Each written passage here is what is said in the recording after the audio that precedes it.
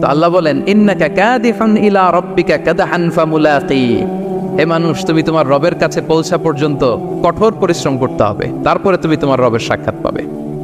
তার মানে এই দুনিয়াটা হচ্ছে পরিশ্রমের জায়গা প্রিয় ভাইরা। এখানে পরিশ্রম না করলে সফলতার দেখা মিলে না। বাঁচতে হলে, সারভাইভ করতে হলে, টিকে থাকতে হলে আপনাকে পরিশ্রম করতে হবে।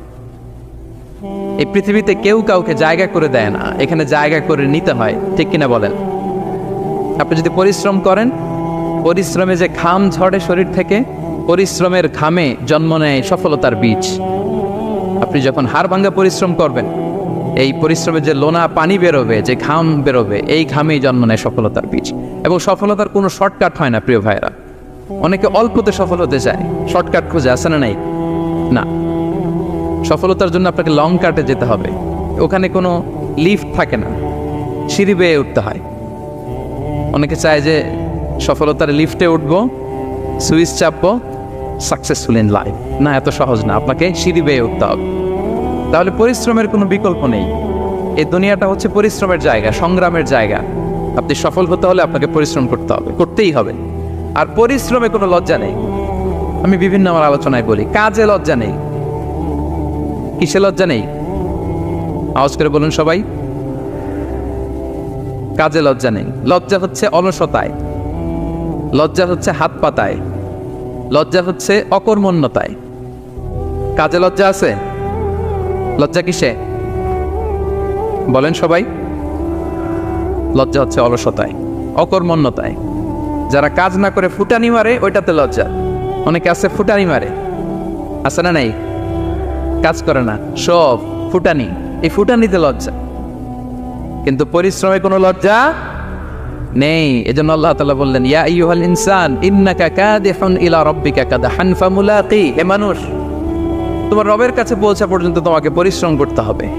হাড় ভাঙা পরিশ্রম করে আমার কাছে আসতে হবে, তবেই সফলতা মিলবে। অন্য আয়াতে আল্লাহ তাআলা বলছেন, লাকাদ খালাকনাল ইনসানা ফি কাবাদ, নিশ্চয়ই মানুষকে আমি কষ্ট এবং পরিশ্রম নির্ভর করে তৈরি করেছি।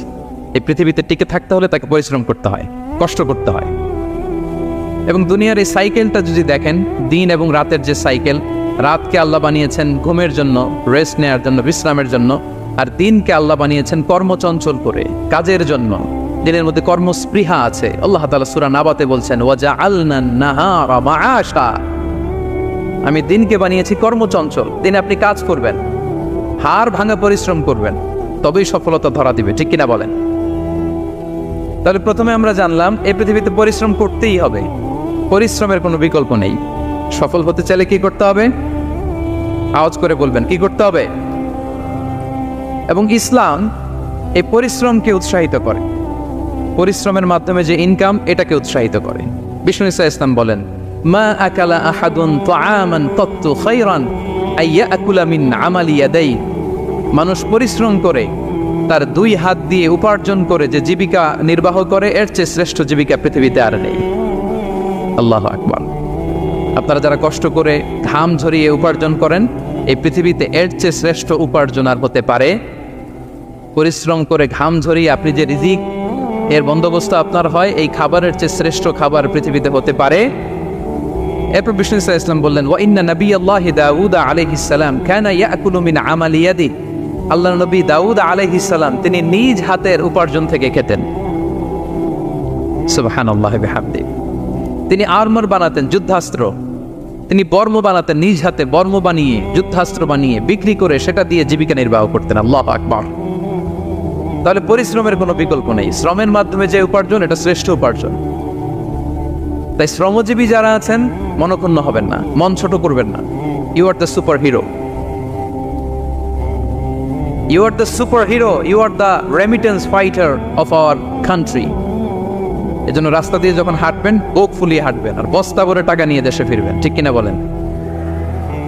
বুক ফুলিয়ে হাঁটতে হবে।